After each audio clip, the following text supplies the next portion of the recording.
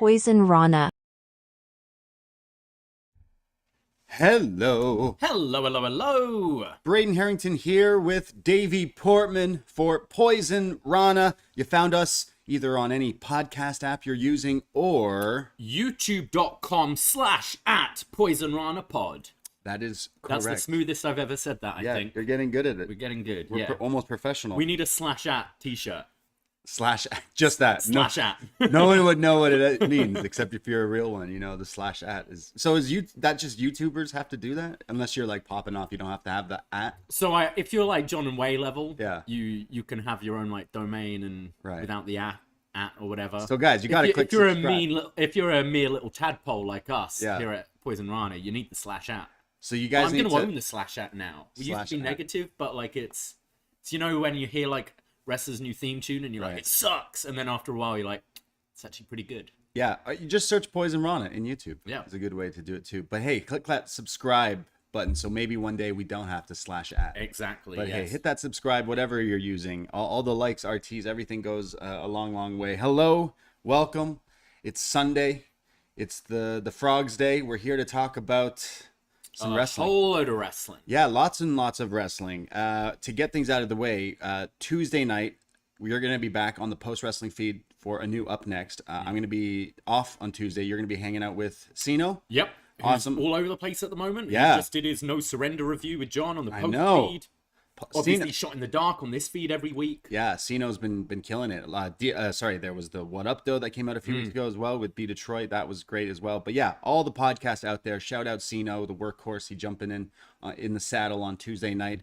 And then next week, we got to let people know next week, because it's Revolution, we're not going to go live during the day on Sunday because we wouldn't have much to talk about. Itself very quickly, yes. So we're going to hang out on Sunday and watch the show. But perhaps Monday, maybe before Raw at some point, we'll probably go live on our YouTube and record a little podcast there. So look for that Monday night, and the audio will be on this feed. Just us chatting about the week that was again, but a day later because we want to watch Revolution and we're thinking of having some friends over and stuff. So yeah, we'll have a whole load more to talk about. So I believe 6 p.m. Are we doing Monday night? Monday, 6 p.m. at Monday. We'll be live on YouTube and everything, talking mainly about Revolution, but also some other bits and pieces throughout the last week in wrestling. Yeah, so poisonrana.ca, whatever social media thing you use, go follow us on it. Instagram, Twitter, even TikTok, sure. But go follow for all the updates of all the stuff.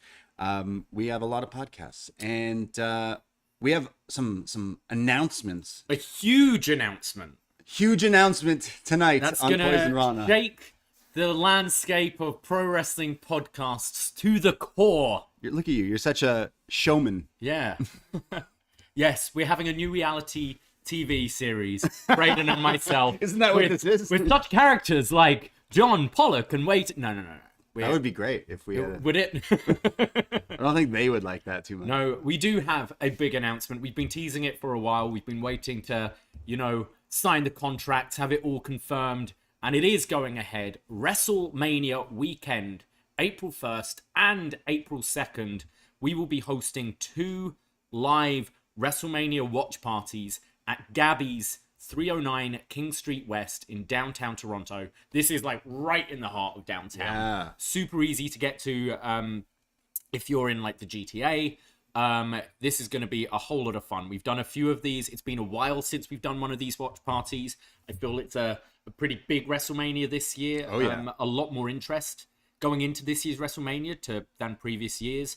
We'll be creating some wrestling-themed cocktails, which always go down really well, seem very popular. We'll be having some games, some like trivia and raffles and things as well, with chances to win some great wrestling merchandise. But the main thing, you get to hang out with all your wrestling friends and watch this show. Tickets are now available. If you head to poisonrana.ca and click the link right at the top, it will take us to our Eventbrite page, where we have a limited amount of combo tickets. So if you are planning on coming to both days, get in early and get a combo ticket because it will save you a little bit of money. Otherwise, you can pick up a ticket for the individual nights at $10 a pop. Yeah, so come hang out with us if you're in the Toronto area. That'll be the time we hang out and do. These things have been so much fun. We're gonna have replica titles, stuff to give away. We've had some crazy fun times. Can't wait. So if you're even in Ontario, make the trip. Come on down. Hell, if you're out of the province, if you're out of the Travel. country, come anyway. Come visit us. Toronto's way easier to get around than LA, so don't Yeah. bother going to LA for Mania. Come to the Six, hang out, and watch some wrestling in a bar. Exactly. It's gonna be crazy. It's gonna be a lot of fun. I don't know how to say it, but we live the gimmick. So if you come party with the Poisonrana peeps, it's definitely gonna be a fun time. So we are super excited about that.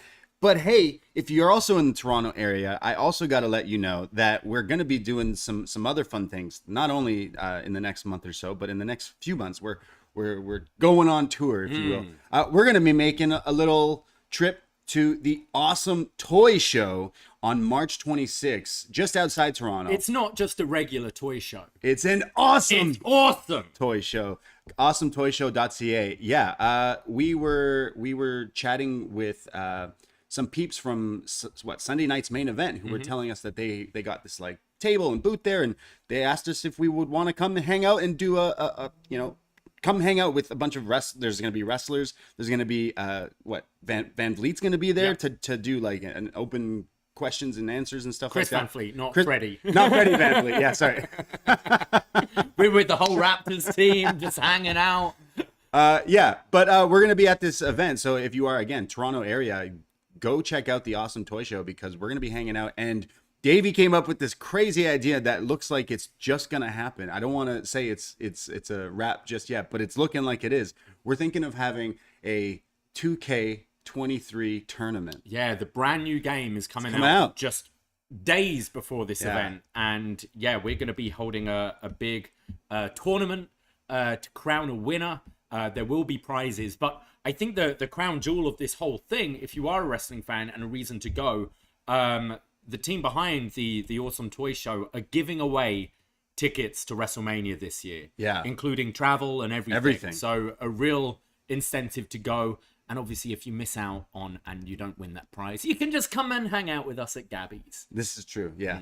So lots of fun stuff. Follow all our socials, but awesometoyshow.ca. If you're a fan of all that toy stuff, there's gonna be everything. I know I'm gonna be on the hunt for some turtles and possibly some Transformers. More stuff for the set. More wrestling stuff for sure. We just acquired a Razor remote. Yeah, a friend gave us a Razor. Well, I can get into toys, and I can definitely get into wrestling toys and memorabilia. So it's falling over now. it will be the place to be. Sunday, March 26th. So yeah, looking forward to that. Yeah, we do have a whole lot of wrestling news to talk about. It's one of those things, it comes to Sunday and we're like, well, what should we talk about this week? And did much happen? And then before you know it, quite a lot happened. Before we get into it, we do have a message from Jake in the chat who's asking us to weigh in on the Ariel Helwani, Tony Khan feud, which, I mean, the news cycle moves so quickly that it feels kind of dated right now, but we haven't really touched on it yet. So what did you make of this whole Ariel TK thing? I love Ariel. I love Tony Khan. Yeah, I like both of these guys. So I hate to see them kind of bickering and going at it, but I mean, it's funny, isn't it? Like it's entertaining. Yeah, of course, right? As much as I think, again, love both these guys. I anytime Ariel has a wrestler on, I'm always listening to it. Love when he podcasts with Pollock as well. But I felt like him showing up, and then I think there's a piece missing of this that maybe people are overlooking. And I don't know, maybe I'm on my own island here, but the fact that anyone can chirp at Tony Khan for not wanting to answer questions about CM Punk and Brawl Out and stuff like that I don't care about that, because I'd rather have Ariel be asked questions to people in WWE about Vince McMahon and how that's just all of a sudden can be swept under the rug. So when you do want to talk about like quote unquote wrestling journalism, he says he's not a wrestling journalist, he's an MMA journalist. I think that's his way of getting around it. But then he has reported on wrestling stories. He kind of debunked the Saudi sale and that kind of thing. So I again love. I'm definitely I'm torn because I definitely love both these guys. But then Tony Khan was the one to throw the the tweets and then the randomly throwing Shivani under the bus for no reason whatsoever. I think that was more like Tony Schiavone plays a character of a journalist on a TV show, and I think he wasn't saying like Schiavone's shit. He's just saying you've got as much credibility as my like fake reporter on my show. Yeah, I totally see like that again, but yeah, Ariel cooked him. Yeah, I think that's the thing. I totally understand the kind of the issues people have with Helwani and being a reporter, like him saying he's not a reporter, but clearly having reported wrestling stuff, and then kind of being in bed with. Yeah, we've seen similar kind of criticisms thrown like at Ryan Satin's way and stuff like that in the past. Absolutely, and I completely get it, but I think we've said this so many times about Tony Khan. Just like let things go. You don't need to air everything out, and it makes him look worse because of it. Exactly. It's especially like.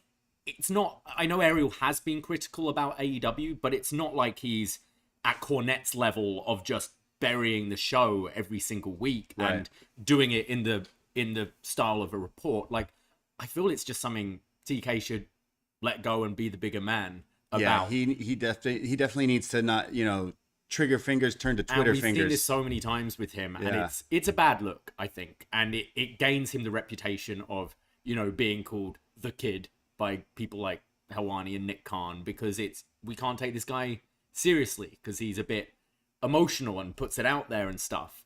Well, him calling him the snowman, obviously, it's fantastic. Yeah, like that's so if you watch the Elvis movie, there's a bit about the snowman and the showman, right? Something like that. That's definitely what I love how that became the line he threw at him. But from the outside looking in, it's very entertaining. Yeah. So I'm not gonna really pass much judgment on these people because I'm entertained. The little, I was at Elimination Chamber, but I'm checking Twitter while I'm there and hearing stuff like Michael Cole's been saying and things. It is funny. It is entertaining.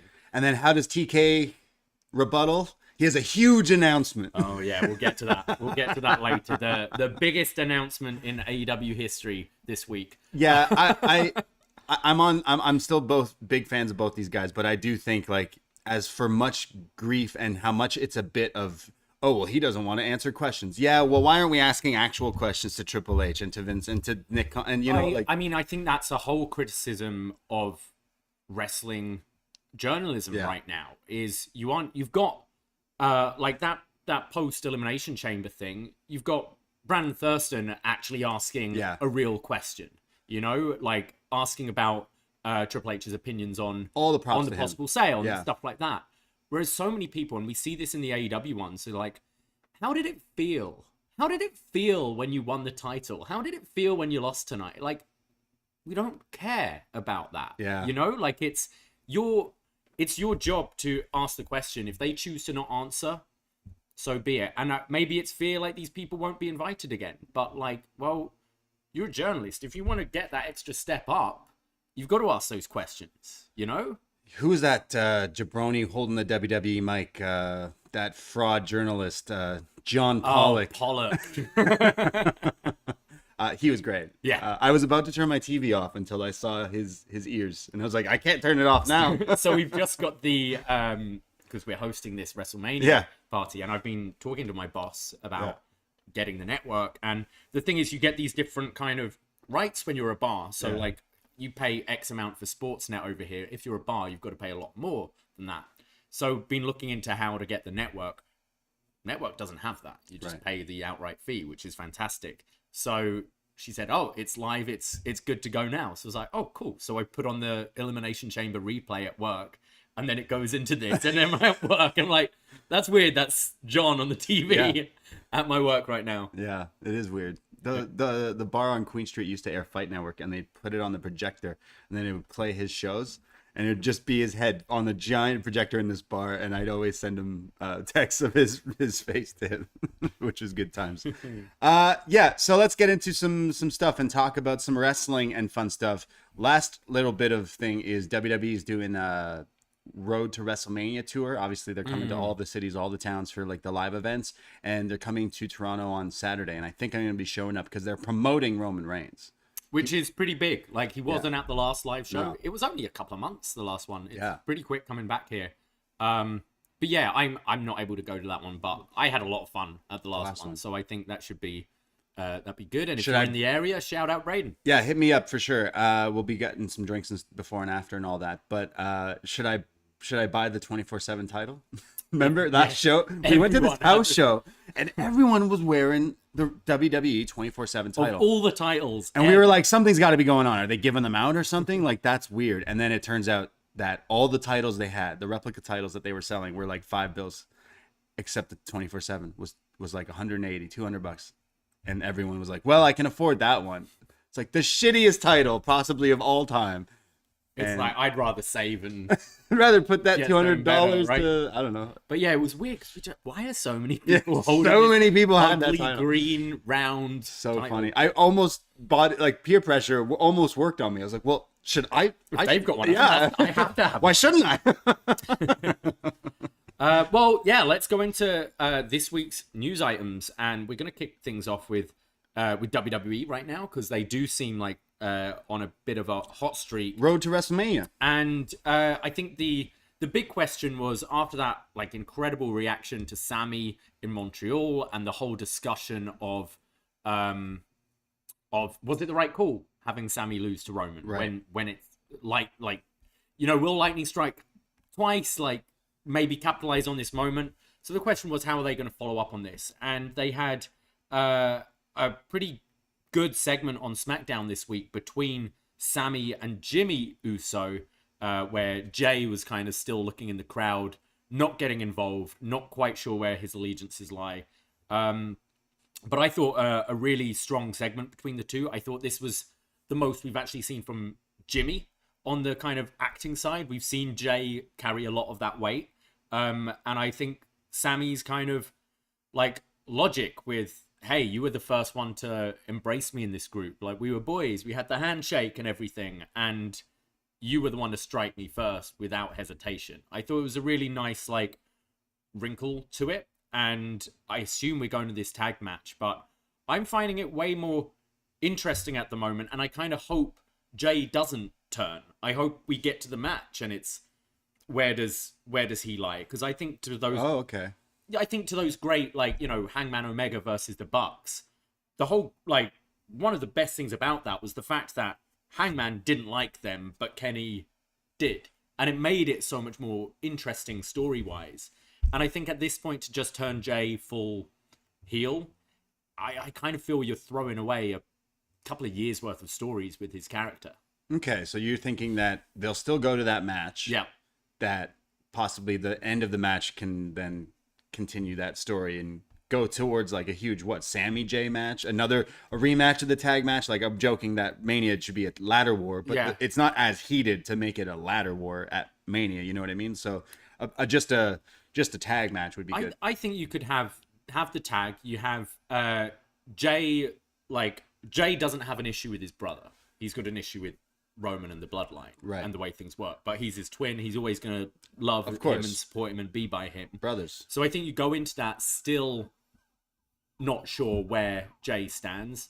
Have the match. You can have Jimmy being full heel, Jay a bit more neutral, and then I think you have Sami and Kevin lose, and you could have like the nod or the fist bump or something from Jay, and then that can continue into Raw when perhaps Roman's titleless, the Usos are titleless, the bloodline's crumbling down. Bro, what do you mean? Roman's not losing. Maybe. I don't know. I think I like how, in contrast to the Uncle Howdy Bray Wyatt stuff, which is going at an incredibly slow pace, this storytelling's slow, but it's compelling. Like, and they feed you a little bit each week to get you kind of still interested in where it's going next. And I think in the past they would have hopped a lot of these steps. You would have had just the Jay turn on Sami, no problem, and he's a full-blown heel.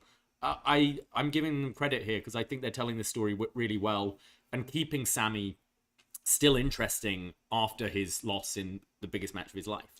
See, like, I see what you're saying with that, but I still think it would get me a bit more heated into. I mean, maybe there's still weeks, right? Like 5 weeks, yeah. Right? There's still a lot of time and a lot of TV that you can do it. So I still think we're getting a turn before the Mania. But what you're saying, like, if done properly, like, yeah, it could work. But I think to get me, like, not just myself, but like people like once you do that turn, that's like, oh no, like no, what Kevin and Sami definitely have to team up together to face these guys. And I think like at this moment, it's like, why would Kevin even really bother? Like, and I think they're doing that well as well with Owen. Him being like, no, hey, I came out after the match because they beat me up. I wasn't coming to help you. Yeah, they're still doing that. And like, I think you're going to get I think the big moment is Kevin actually saving him from them. And that's what makes you go, okay, that's why these 4 guys need to fight. So it's like, okay. I do love the kind of Sami coming through the crowd in his hoodie and stuff. Love that gimmick. It's like when you're watching he's Moxley. These mafia. Well, it's like when you're watching these like mafia movies and someone is out of the family, but maybe still in with one of them, like coming into the nightclub through the back door and like talking. It really gets that feeling. I think it's working really well. Yeah, Sammy's shining, right? Like, I obviously him not winning at the Chamber is such a crazy moment, but like Cody Roman is still the big match. I still think Roman's gonna lose to Cody. It just would make too much sense for them to do the right thing with Cody, and also like in the back of someone's head, some like there's people saying Vince is still running things. I don't think that's the case, but no matter where you look at it, Cody came from AEW, and do we want the AEW guy beating our guy? Yeah. I mean, but that's great to have that seeded doubt going into the match, thinking like it's the hottest main event in WrestleMania for years and years, I would say. Absolutely. And having that going, I think Cody will win. I think Cody winning makes most sense, but it really wouldn't surprise me. It wouldn't surprise me if they, shock with a Roman win and put it off to SummerSlam or something, which is going to be another stadium show, Like, we're thinking of going. Yeah. So I think they're doing a great job still with this whole bloodline thing. Absolutely. Well, let's go to some other WWE news this week. We had the face-to-face between Rhea Ripley and Charlotte Flair, or was it Charlotte Flair and Dominic Mysterio? Yes. Dominic all over the place this week. Yeah. I've heard criticism about the way they've done this with having Charlotte as the baby face and Rhea as the heel, which I get, but I kind of just feel at this point the crowd are just gonna pick who they want. And so what makes Rhea Ripley kind of really cool and hot at the moment is this Judgment Day thing, is this being like, mommy to Dominic. So I think she's gonna get cheered over Charlotte in the thing. And I do love like Dom. It's amazing watching how over the years, like think in the past, this would have been like Triple H and The Rock, and they're meant to have a face-to-face, and Stephanie comes out. And like, I love how it's reversed now with, Dom essentially being like the valet, the manager of Rhea Ripley. I like it. And it works completely. I think it's a great job of how we see these women stars now, which, I mean, we'll go to AEW women's division in a bit, but again, I'm into this match. I think maybe this is the rare instance where they're like, okay, we know they're the cool heels now. It's worked so good. Like Dominic was as a baby face, and the Rey Mysterio whole thing was so bad that they had to turn him heel because he was getting booed. He wasn't good. And now that he's bad, now people like it. It's like that's what he's so funny. Yeah, he's hilarious, right? So like him and Rhea are so funny. So like why try to make them the good guys when like this is working right now, I guess is their tactic. Rhea is totally getting cheered, and Charlotte's going to get booed at WrestleMania, just like she's pretty much booed most of the time when she comes out. But still, the match, I know the match will deliver because Rhea is now evolved so much. But they had a really good match in front of no one a few years ago. Yeah. Like it's going to be a good match. They've had a few matches in triple threats and something like that, and they've always interacted good. But I think Rhea has now like will eclipse Charlotte as like the main person here, and it's unfortunate because I did want to see Bianca Ripley as well, but. I think Rhea beats Charlotte and gets her win back. I think this act is so popular. I have a new coworker who started working with me this week, or I worked with this week, and I told her that I do wrestling and stuff like that. She's a lot younger, and I said I do podcasts about wrestling, and do you know anything about that? She's like, I know nothing. The only wrestler I know is The Rock. And someone I found out about named Rhea Ripley. I'm like, yeah, how do you know about Rhea Ripley? And she goes, I found her on Instagram and I thought she was hot. Yeah. And I was like, there you go. I guess Rhea Ripley's a star. Yeah. So I want to see her become the champ. That's the SmackDown title? SmackDown, yeah. So yeah, loving the Dom and Rhea stuff. And I think we've seen with this whole bloodline story, you can have a heel faction with baby faces within it. I Yeah. think we're going to see maybe her a bit more separated from Priest and Finn, but you can't separate her and Dom. And obviously Dom's going to go into this Mysterio match, if it's happening, as the heel. But I think Rhea can totally be, like, just play this character. The crowd are going to cheer her. Yeah. And I don't really think it matters. I still have my original Eddie Guerrero "I'm Your Poppy" shirt. Yeah. I think I need to complete the set now with this shirt. I think it's so funny. This, if I were to wear, because when you got me that scissor me daddy shirt, anytime I've worn that out to karaoke, it's a hit. People are always, like, whenever we both wear it. And I feel like if I went into a karaoke bar wearing "I'm Your Mommy," instantly a conversation started. So great, best shirt of the year. Yeah. We also, Dave Meltzer tweeted out something like, kind of said that he believes there are plants in NXT to get Bron Breakker booed. I then read a lot of tweets from people who attend NXT. The CWC regularly, who are like, nah, it's just like a group of 3 lads who don't like Bron Breakker. It seems that way when we watch it. Yeah. It's such a, I always find it's a detriment to the segment, because it's always someone's trying to cut a promo and it's just these 3 loud voices. Yeah, think of last week, Tyler Bate was trying to talk and they interrupted him so bad that he fumbled. He couldn't. This isn't a whole crowd chanting "fuck you, Dominic" while he's trying to talk. You know, this is 3 people. So I don't really take much of that. But they do seem to be acknowledging it. At least they did in this Jinder story. Right. But yeah, just thought that was, as per your NXT friends. Yeah. Well, it's weird. I mean, look, they had plans during the whole, like, pandemic era, right? That was all their PC talent. So, like, they probably do have people in the crowd. They have the Chase U people, but to have people, like, boo that loudly and chant those things, I don't see that being the thing. But yeah, unless it was literally like, hey, Jinder's gonna call on these guys for booing. It doesn't. It sounds more like heckling than like actual, like, you know, boo chanting or whatever. And there is a difference. Anything else from WWE this week? Actually, going back briefly to Dominic, you would imagine that he has a match at WrestleMania as well, and I don't think they're going to go forward with the Dominic singles match against Rey Mysterio. He did come out on SmackDown, right, with the again, leading me to believe they are going to be involved in a match. But I've been following Santos Escobar on Twitter, and he seems to be getting involved with this, right? So, on TV as well. Like, exactly. We talked 2 weeks ago about the respect angle. So what do you see, a tag like Rey and Santos against Dom and Priest, or do you see just like Santos fighting for Rey against Dom? Like, is Rey hurt? No, Rey's not hurt. But why wouldn't you go with this singles match? Yeah. I don't know why, but I guess they're not the faith in it, or they want to get Santos involved in the storyline. Santos and Rey Mysterio teaming up is, I'm into that. So cool. That sounds great. And you know what? Priest needs a match too, so why not have a tag match? I'm kind of for it. I actually think it'll be really good. But you're right. Why wouldn't you just go for that, like, heated? Maybe not Mania. I'd say the same with this.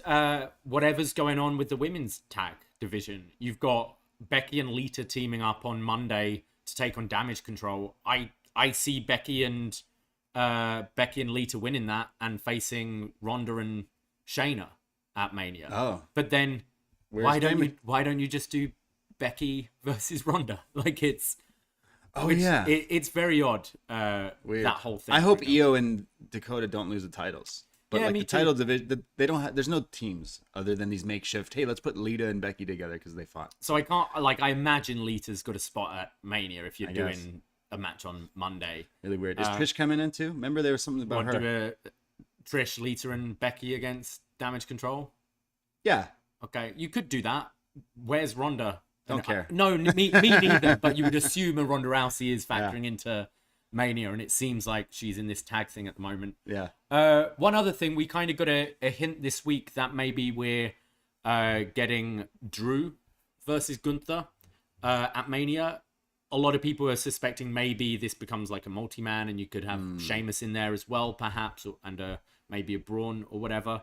But if we're going with the singles match, Drew versus Gunther, what do you make of that? Look, I don't want to see any of those I don't want to see a triple threat. I want to see Brock versus. I don't really care about Brock lately either, to be honest. But I would rather see Brock versus Gunther or Brock versus Drew just to do. I don't think that's the route. I just don't care too much about Brock, Lashley, or Bray Wyatt right now. So I mean, that it seems like they're going Brock and Omos and Lashley Wyatt, which like, both what? sound fucking I don't want to see horrendous. any. Yeah, I don't want to see any of that. So Both sound awful. if you're going to the shows, or like watching the shows, at least you know when you pick your breaks, your smoke breaks. Yeah, that'll definitely be that. I mean, an F5 to Omos will look cool, I guess, but like it's very.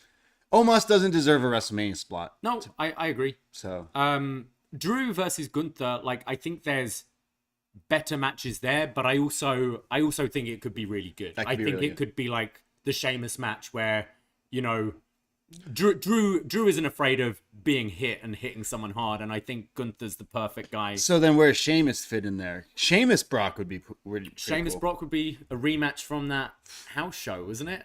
Years ago? Wow. But yeah, I don't care about Bray. I don't care about Omos, Lashley. I definitely want to see like Gunther Brock is a match, but at this point, is it going to be good? Because it's Brock, right? He's going to do the barricade spot.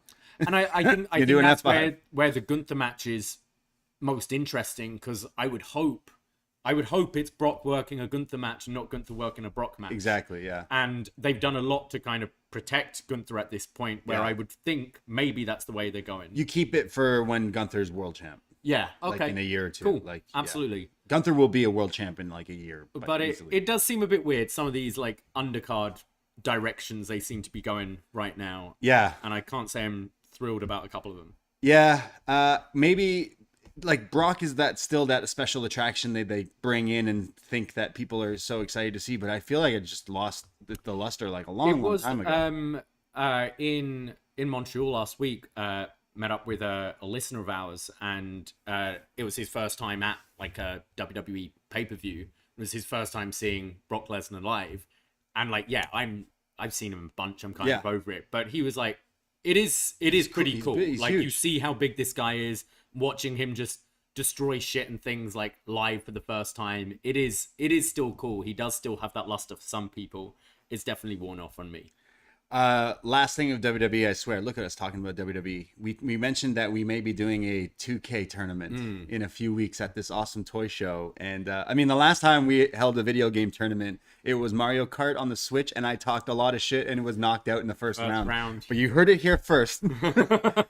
I'm going to be Roman Reigns. I'm declaring myself in the tournament as Roman Reigns, and I'll tell you why. Because they're giving him a 99 rating in 2K23. I mean, fair. He's not fucking lost for 3 years. Yeah. Because Brock is 97. Okay. But yeah. I mean, could this be like a... Because we're going to have to make this fair, because I think it's an already set up tournament. No, I'm going to win my own tournament. So people, like... is it like the odd job rule in GoldenEye, where you just, like, you're not allowed to play as odd job? Yeah, it's gonna it might be that way. Yeah, I opened up here the 2K. So 2K23 is coming out like in a few weeks, March 17th, right? And they put out the ratings for the characters, and the wrestlers are all putting out like their thoughts on it and stuff like that. Carmella was really upset at her rating. Oh, Carmella, I can't even find her on this rating page. I see Carmelo Hayes an 82, pretty good for Carmelo Hayes is in the game. Yeah. Wow, that's pretty cool. Yeah. So the talk of the town is Roman Reigns getting a 99, which is crazy. Like that's what you give your creator wrestlers. When I was a kid, okay, I'm just gonna give him 99 and everything to round him up. However, Becky Lynch is a 96 and Bianca Belair a 95. Those are some of the highest women's ratings of a character in the video game for sure. Kayfabe wise, Bianca has to be above Becky, no? Because like, she's the Bianca's champ now. gone undefeated for a year. Becky had that whole kind of losing streak and stuff. She's been titleless for a long time. I mean, don't get me wrong. I like Becky Lynch, and I think it's awesome that one of the women has a score that high. But I don't know. I'd have some gripes if I was Bianca Belair. Yeah, she beat her. Ezekiel is in the game, also Elias's, but Ezekiel's at 83 and Elias is 78. You thought Ezekiel Jackson, didn't you? Yeah. Gargano's an 84, which means he's lower than Cross at an 86. Damn, that's wild. There's some cool characters in this game though that have never really been in a game before, so I'm kind of excited to play this one. Dominic comes in at a 78. Oh, is it gonna be old Dom though? It's not gonna be like new. So it's Gringo weird with the Dom. games, isn't it? Because on the game we have 2K22, you've got like Brock with the like Cowboy Brock is in the game. Yeah. But then there are characters who like had different gear way before Cowboy Brock came about who like aren't in the game. So they could, if Dominic's hot enough, they could definitely have him in his Judgment Day gear and stuff. Because it wouldn't be much, would it? Like his look is kind of the same. And it's just adding the same entrance as the rest of the Judgment Day have. Cody Rhodes a 91. 91. Okay. China is in the game at an 88. Okay, that's pretty China's badass. back in So the game. China versus Rhea Ripley is a match we're gonna definitely That's have pretty to play. cool. That is awesome. Yeah, I'm excited about this I like game. that they've got a lot of NXT in it as well. Like we mentioned Carmelo Hayes. I saw Braun Breaker. Caden Carter, Katana Chance, who have been in the company a long time now, and this is the first time in the game. JC Jane's in the game. Are you JC excited? Jane's in the game. Wow, Liv Morgan. No one's been in as many Elimination Chamber matches as Liv Morgan. She's in the game. But yeah, I'm excited. Rick Boogs. I'm excited for that game. It's coming out. When's that AEW game coming out? Yeah, good question. It just keeps on. I thought it was meant to come out like December last year. Really want to play that home run challenge in the AEW game. People keep joining the roster and leaving the roster and stuff. They're like, fuck. We just put Andrade in it. Now he's not here anymore. Miro's not even on TV. Why What's is he in the going on game? with Punk? Like, Yeah. Well, there's our gamers corner of the evening. There you go. but yeah, come to the Awesome Toy Show and play with us. Play with us. Yeah, Yeah. for sure. Well, let's move on to some AEW talk. We had another episode of Dynamite this week. We didn't, because I was in Montreal last week, we just did a chamber review last week. But I feel after weeks and weeks of kind of really hot TV, AEW's got kind of flat in the last two. Yeah, you know what? You're not wrong. I feel like the last 2 weeks something was off, and especially going into a pay-per-view, I feel like they're doing it kind of all wrong. Okay, maybe not all wrong. I think the main event, the Iron Man match, has the most heat for it now. Looking at some of the matches now announced is like, okay, cool, but how we got there definitely isn't like the right way. I think putting a lot of characters on TV the last 2 weeks that won't be on this pay-per-view that you're asking me to buy, I'm gonna buy it, but you know, you're promoting it the wrong way. I think so. We saw this last year. Daniel Garcia was like the MVP of Wednesday nights for so long. Was he featured on pay-per-views? Like once in that Stadium Stampede, right? But like after that, like he was just dropped off. Yeah. I feel like that's Takeshita, right? Is this guy even going to have a match? Maybe on the Dark Hour. Takeshita's in the ladder match. But that's on Wednesday That's night. on Wednesday. But I could see him being a real contender. He could win that, for actually, yeah. Also, I don't think with having an Iron Man match in the main event, I don't think you've got as loaded a card as you usually do. Fair enough. Which could be a good thing. Yeah. But like this week's show, really, on paper, looking at it, nothing really drew me to watch this. I thought we'll start off with Wheeler Yuta versus Orange Cassidy for the All Atlantic, which I thought was a great match. Yeah, it was good. Can't say it was one I was particularly excited about when they like threw up the graphic, but I thought it was a really good match and some really good storytelling with their like history of the best friends and Yuta leaning heel and Claudio coming out and kind of being like, stop pissing around, stop doing best friend shit, like you're a BCC, like kill this guy. So definitely planting the seeds of a more heelish Blackpool Combat Club. This one did like kind of exceed my expectations actually. Yeah, it was pretty good. It was probably one of the highlights of that Dynamite this week. To start the show with that, like I feel like it's weird. Orange Cassidy, there's so many titles. I mean, this guy's coming out to face a guy for a title. He's holding an ROH title. Then you have Claudio who's trying to tell him, hey, don't dick around. You better win this title. But here, I'll hold your title while I hold my other title, and you're fighting that guy for another title. I don't care about these titles at all. Let's get rid of that. Like, I know it's Ring of Honor. Well, and the stuff. Ring of Honor show it's muddy. Yeah, next week. It's real muddy right now. So it just looks stupid to me. It's so silly. Like, so why do you even want to fight that guy for a title? Why don't you worry about your own? Yeah. Why don't you defend that against someone who's not a champion? Yeah. It's just weird. So the match itself was good, but again, how does that help promote like what is going forward in the next few weeks? Because you promote the main event of Evil Uno and Jon Moxley, and like that's not a big match to get a lot of people, you know, hyped into it. But we know Uno, we're Canadian. He's been an indie like guy over here. He can can go. Actually, we're actually pretty big fans of him, and you know what? He's impressed. Him getting bloodied and beat up was like good for the storyline, but everything else in between of Dynamite, it's just like, how is this promoting the good stories? I would say like maybe you could say the Yuta Cassidy match achieved having a match of the night, but also having BCC established as the heels going up against Hangman. You had the brawl at the end, like Dark Order are clear baby faces, right. Hangman's a clear baby face. You had Claudio all night being a bit of a dick. Yeah. Yuta in this match being a dick, and then Mox in the main event just bloodying up Uno like unnecessarily. I think maybe that's what it kind of planted the seeds at the beginning of the show where BCC are kind of more of your heels going into this. Yeah. Okay. But yeah, like Evil Uno, like power to him, like he's very talented, but come on. Main event against Mox on a Dynamite when we've seen these. Some weeks we've had 4 main events on the show. Yeah. You know, like it's felt that way. It didn't feel like a big show this week. I did again, I felt like there was a lot of stuff in between that really didn't, like the Battle Royals 2 weeks in a row. I think that's kind of a weird choice as well. I love that Jeff Jarrett's going to be on pay-per-view again. That I actually am into the Jeff Jarrett run. Put the strap on him if it's not honestly FTR. It made the most sense when we saw the field. I went, oh, Jarrett and Lethal are winning this. And you're like, really? Actually, no, probably, because they've been focused more than any of these teams. Who do you see as the Joker next week? FTR. FTR. And then they win it. I would assume so. Yeah. A lot of kind of comments, though, recently with FTR. Is it just playing with the internet? I think so. To post a photo with drinking tequila with a WWE contract in the photo, I'm like, okay, now we're using Twitter for a lot of kayfabe stuff, but bless them. But I do see them coming in. If not, Jeff Jarrett is a future AEW tag team champion by next week. Yeah. I will say maybe the highlight for me this week on Dynamite was the MJF Bryan Danielson promo segment leading into a big pull apart. That was great. That was good. Kind of came out of nowhere, like MJF being like, "A fiance dumped me, and therefore I want to beat you."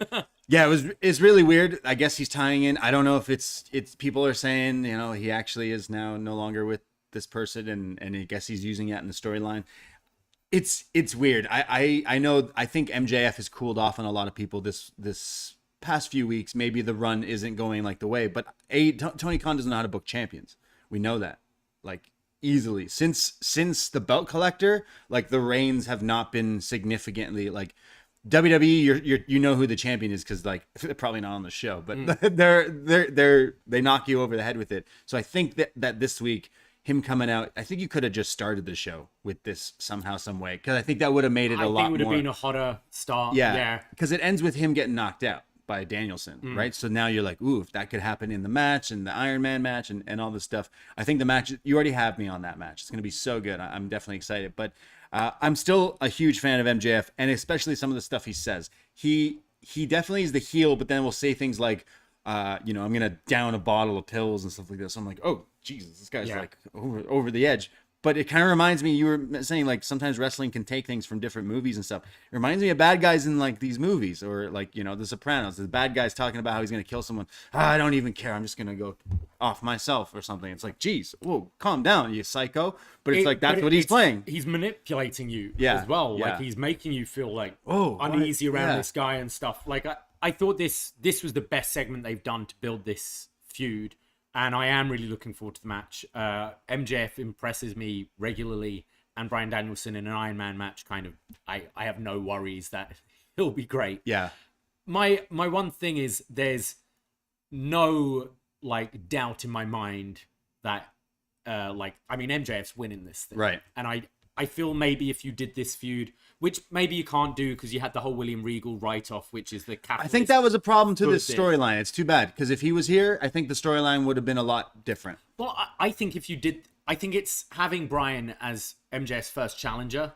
You go, well, Bryan's not winning this. You do this 6 months into MJF's reign, and you have this Iron Man match. I'd be going, they could, like, MJF's had his time. They could absolutely put the title on Bryan. Yeah. I don't see them switching it at all. So I do think it's maybe, I feel like I'd be biting on these near falls and stuff way more near falls. It's an Iron Man match, Yeah, but yeah. you know what I mean. If this was a bit later into MJF's reign, but the segments have been great. Like, I have been enjoying the segments, and I think the match is going to be good. I always like that seed of doubt. We were saying that with Roman Cody. You know, it's like, there is an argument for Roman. Yeah, exactly. I don't think at this point there's an argument for Bryan. No, and you got to put that on Danielson doing an interview saying he doesn't want to be... Exactly, yeah. Like, that doesn't help things. And TK's like, shut up. I just want to wrestle. I don't wrestle. care if I'm wrestling on Dark against a Pentaco every week. It's like, well, cool, strap the guy. Like... Yeah, I definitely just don't say that. I'm excited for the match. It'll be better than Brett v. Shawn in an Iron Man match for an hour from Mania that one time. Easily. Yeah. Everyone goes, oh, that match, yeah.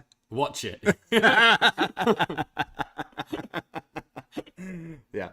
It'll be good. But MJF retains. MJF still does what we're talking about bad guys in wrestling these days. You're the cool bad guys. MJF still says things that makes me genuinely go, bro, you're a piece of shit, man. Yeah. When he brings up the guy's kids and stuff like that, like you're mean. So yeah, I want to see you get your head kicked in by this guy. I kind of feel you don't need anything else on this now. Yeah. You're better off on Wednesday doing like a video package to hype the match, because I think it's at its hottest now. I don't think you've had the pull apart brawl.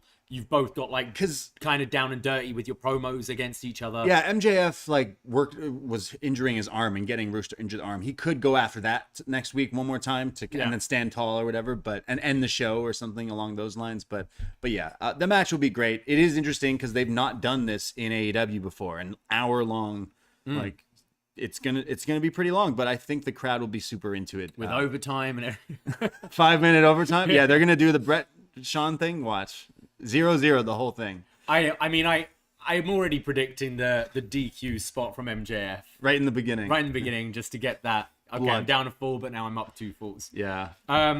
Well, we finally had confirmation that Jericho versus Ricky Starks hopefully comes to an end next Sunday at Revolution. Fuck. This was terrible, I thought. Yeah, I don't care. You know what? I'm sure the match will be pretty good. Ricky Starks and Jericho on pay-per-view. I'm thinking that because it's cooled off, that we don't care about it, that the match actually might overseed our expectations. I have a feeling that. But the promos and the storyline, absolute terrible. Yeah, no worries. Jericho is still killing it at this stage in his career, and I'm a big fan of Ricky Starks as well. But the story here is Ricky Starks beat Chris Jericho and then wanted another match against Chris Jericho. Because he kept getting beat up. He lost in the tag match. Where's Action Andretti in all this? And then where's Drake's he's kid? in the ladder match. Oh yeah, true. Yeah. And then, so Ricky goads Jericho into signing this contract and gets Jericho to agree to the JS not being there. Yeah. It's all back to front. It's okay. This feud. I can't wait for it to. And be I over. really hope Starks wins this definitively and we move on. But this being a Jericho feud, I could totally see Jericho winning and them having a big blow off on a Dynamite. Mimosa Mayhem. Just end it.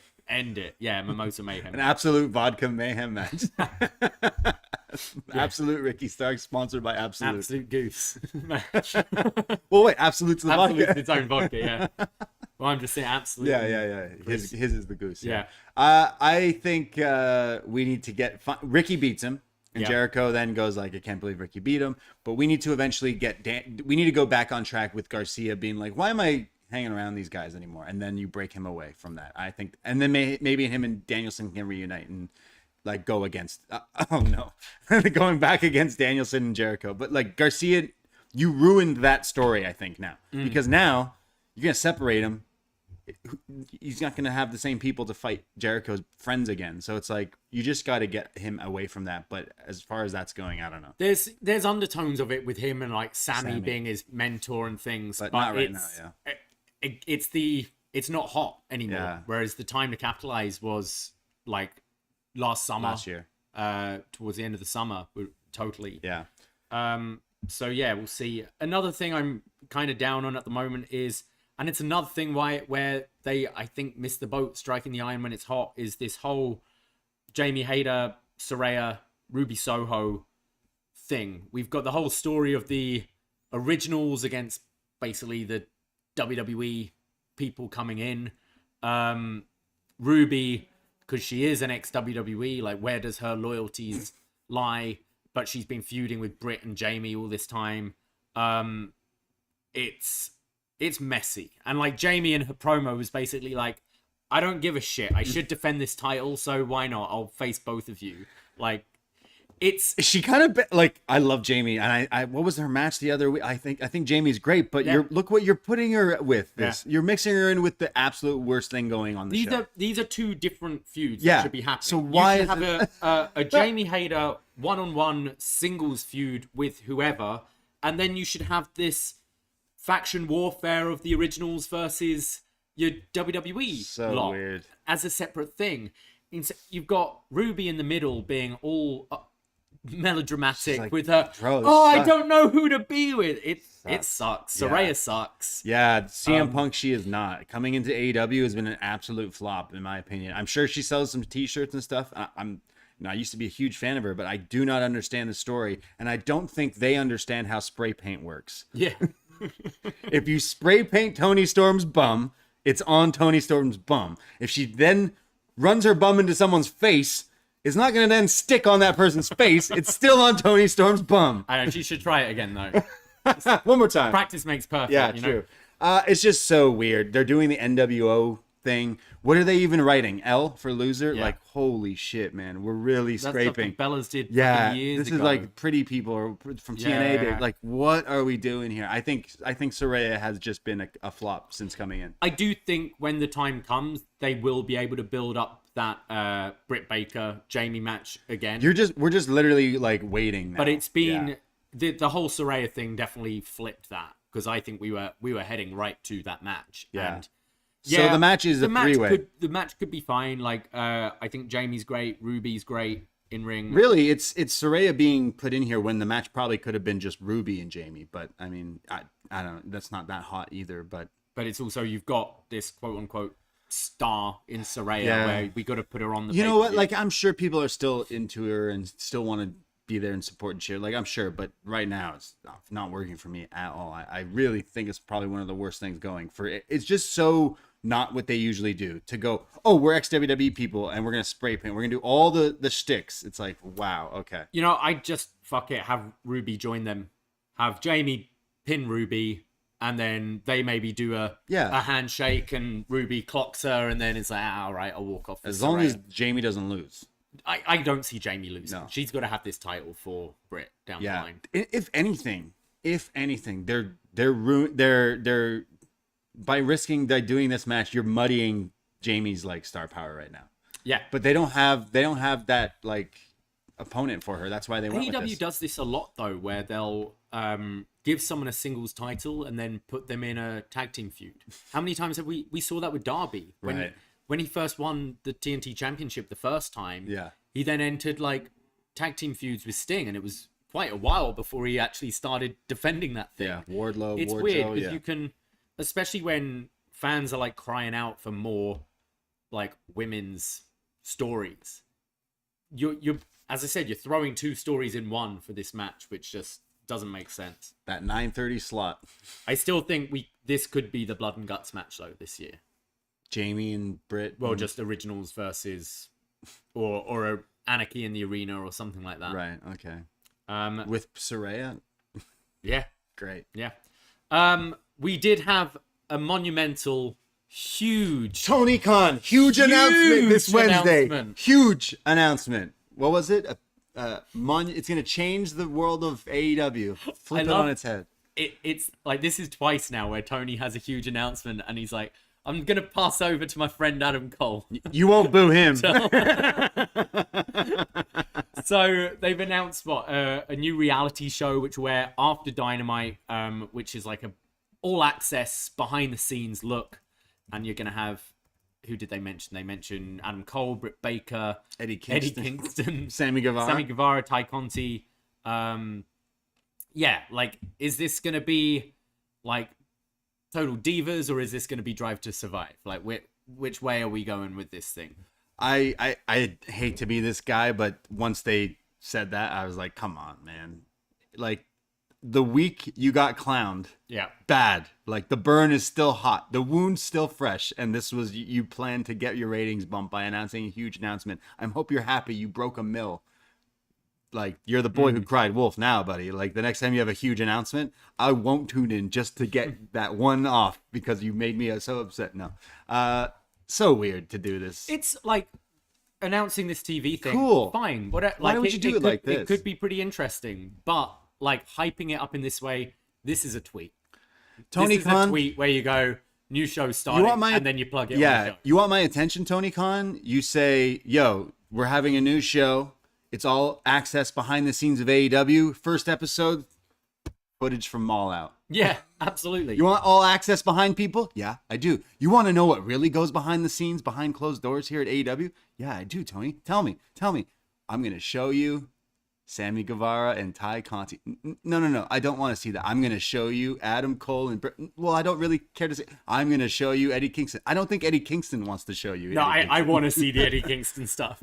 I think it's so weird. I don't have really much interest in it, but I could see it... Something people... you want Tony Khan to come out there and be like, yo, Dana White, your show sucks. I'm kicking it off the air and I'm getting another hour on Wednesdays. That would have been funny. But I don't like the time slot either. An hour after? Well, the thing is, I think all you're going to get is it's going to be a portion of your Dynamite viewers watching this show. Yeah. Whereas when these things have been successful in the past, a Total Divas or a Drive to Survive, it's got people who are not into the product to get into the product. Yeah. Right? Total Divas being on E, it being like, you know, your Real Housewives kind of show, attracting that like mainly female and it was successful, who watched it, who got into these characters, got into the Bellas and Paige and Natalia and that, and then being like, hey, I actually want to check out this wrestling to see what they're doing. We've heard like John and Way on Post, who just stumbled across Drive to Survive on Netflix, having never watched Formula One, loved the show, and are now big Formula One fans. This isn't going to do it just coming after Dynamite. Yeah. You know, it's going to be your wrestling fans who go, oh, shall we stick around and watch this tonight? Maybe. Which is fine. Yeah. But I don't think you're going to attract that new audience of just this new reality show covering the lives of these wrestlers backstage, where you go, all right, well, I like reality TV. And then you go, oh, this Adam Cole's kind of compelling. I might check out his comeback match on Dynamite. Yeah, the problem was whenever like WWE had Total Divas and stuff like that, the stuff they'd be talking about were like months and months behind because they got to edit the show and stuff like that. So like maybe the Sammy Eddie Kingston stuff is something they feature because it was actually staged, or like, you know what I mean? Like I see maybe more of that, which I'm just not interested, to be honest. Like, work on your own show first before we start doing these other shows. Like, fix the one thing that's the drive. Well, this is a Turner thing, not a Tony Khan thing, isn't it? Yeah. Like their request for them getting another hour of TV is pretty big, pretty good, and shows faith in this company. They obviously did the Road to the Top thing before. Like, they do seem to be behind AEW, which is good. Yeah, they just need that first week to beat the original rating of Slap Fight, and it will. It will, because more people will stick around. Yeah. There you go. Yeah, so Any other I love how Adam Cole as well, just the way he's selling it, because he's talking to Tony Khan, and then he's just looking in the camera saying, so and it's going to be so exciting. Eddie Kingston's on the show. Like, oh, okay. And then just casually announcing his return match. Yeah, so in a few weeks this airs, and the same Wednesday is when he makes his in-ring to return to Dynamite. So, all right, well, shall we go into some Revolution? Yeah, so I mean, they have announced some other matches. So we know that the four-way tag match is happening. We're going to find out by the time you're listening to this, it could be already happening on Wednesday, but I do think it's going to be FTR added to that four-way match at Revolution as well. I see FTR winning if that's the case. If not, like I said, Jeff Jarrett and Jay Lethal, strap them up. I'm talking my world, baby. Jon Moxley versus Hangman Page in a Texas death match. I think this one I have the most interest in because the last time they fought on TV, I thought that was one of the best a few weeks back now. I thought that was just so awesome. So for me, I think this is going to be an absolute bloodbath. I think it should be Hangman. I think Hangman is the guy you can heat up for MJF. You've got the history there with, like, right at the beginning of AEW, MJF beating Hangman for the Diamond Ring. Right. They haven't really revisited that feud since. I think Hangman seems to be positioned as the babyface here. I think that's and we've had Moxley MJF a lot. The thing is, Hangman gets booze though. I watched the past like month, man. Moxley's maybe just because he's against Moxley. I think the CM Punk stuff maybe turned some people on. I think there's that, and I think there's the way they've handled him with, they don't always present him as the star they used to. Yeah. And therefore he's kind of floating around. He's got that kind of Johnny Gargano vibe in NXT where people started to just get a bit stale with him, and then he'd have a match where you're booing him, and then you'd be like, oh no, but you're awesome, like the New York match with Adam Cole. So I think you can have him get hot again. I want Hangman to win for sure. Me too. I'm still loving Hangman, and definite match with Hangman and MJF would be a pretty big next pay-per-view match for sure. What else was added here? The AEW TNT Championship, Samoa Joe and Wardlow. I really want Samoa Joe to retain. This has been flip-flopped around a bit. I'm more interested in, a Takeshita Samoa Joe match for the TNT title down the line. Who else? Commander, if he wins this ladder match. Woo! Commander Samoa Joe. There's a lot of more interesting people to go. I think Joe kind of proved he's still got stuff in the tank with this Darby feud. Yeah. Unfortunately for Wardlow, he's been one of the most cooled down characters. It's a shame. He went from Batista in 05 to just like the Deacon. Not even. I mean, ever since he got his ponytail cut off, he's a different man. I like that promo he did, kind of tying it back to his dad and stuff. It's unfortunate. I'd rather see him not win this, because I think you're right. Samoa Joe, the king of television, is way better right now, and Joe's just been having a revitalization. Did he get Rey Mysterio's doctors, knee doctors, guys, or something? I think it's having the right opponent. Having a Darby that you can just throw around, and Joe's so good at like the facial expressions, just the aura of him. Whereas if you're trying to have him go, like, I don't think this is going to be as good a match as the Darby stuff, just because they're too similar in size. Big meaty men. But yeah, we'll see. All right, they announced a match that would definitely get my money. This will be worth the pay-per-view price. Full stop for this match right here. I hope they go real long, but there's an hour-long Iron Man match. This match is announced: the Trios Championship, the Elite taking on the House of Black. Yeah, take my money. This will be great. Smoke them if you got them before this match. I see House of Black taking it. So House of Black were feuding with Eddie Kingston to lead to a match against the Elite. Yeah, classic AEW. You got to the destination all wrong. You looked, the map was upside down, flipped, inverted, all this stuff. But when you got there, it'll be great. But the storyline's been pretty bad. Yeah, I think the House of Black take this. I think this is going to be one of those tremendous matches that's like spectacular, and then a week later I'll never think about it again. So I hope that something changes. Which is I hope it'll be better. Kind of how I feel about the Elite at the moment. How I feel about the Young Bucks. Like, they had the match against Aussie Open. I think that's why they should lose. Yeah, I agree. I think Kenny needs to be in singles. I think the Bucks need to be in a serious tag feud. They haven't really had a feud. Like, this feud, like, it was Angle on Rampage and then some video packages. I don't feel particularly hot about the story, but I think the match will be killer.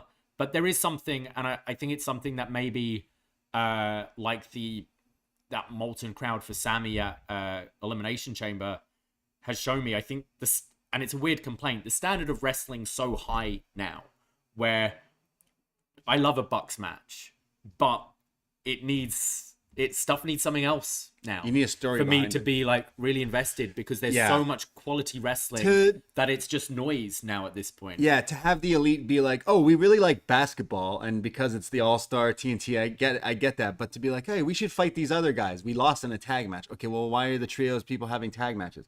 Well, we're also going to have a tag match against Aussie Open, who, if you blinked and missed it, were in the Battle Royal. Sorry, they were? Oh, now you're having a match on Rampage? Oh, okay, cool.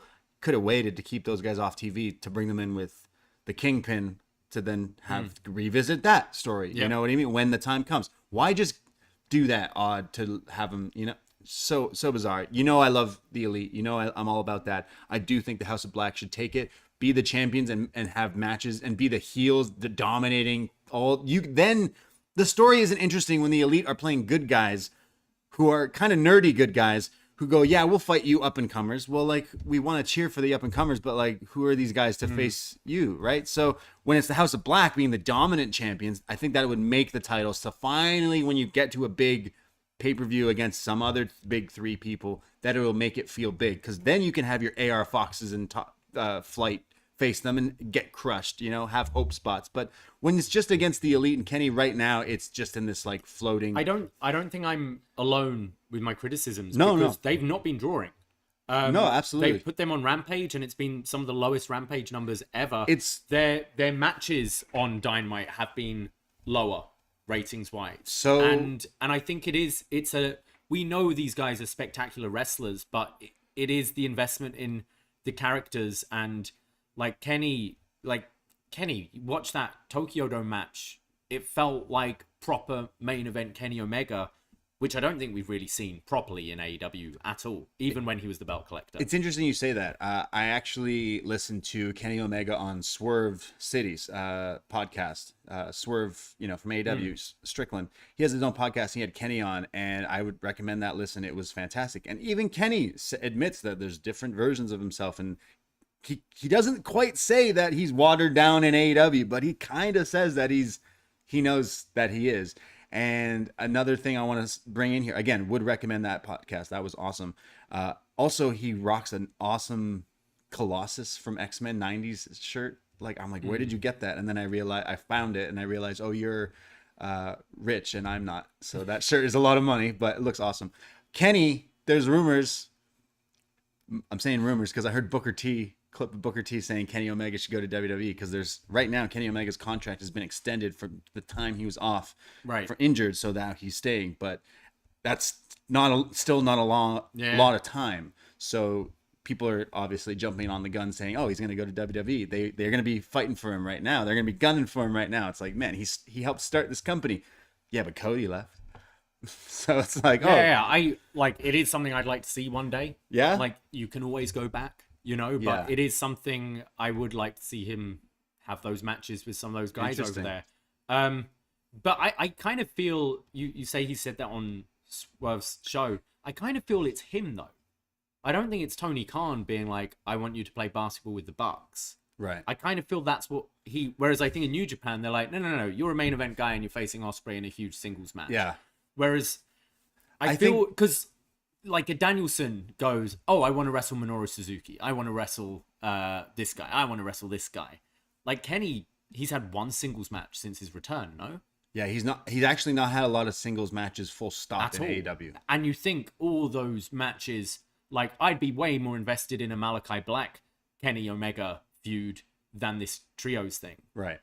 Again, I think the match will be good. Like, got no problem. It'll probably steal the show. The match is going to be incredible. Yeah.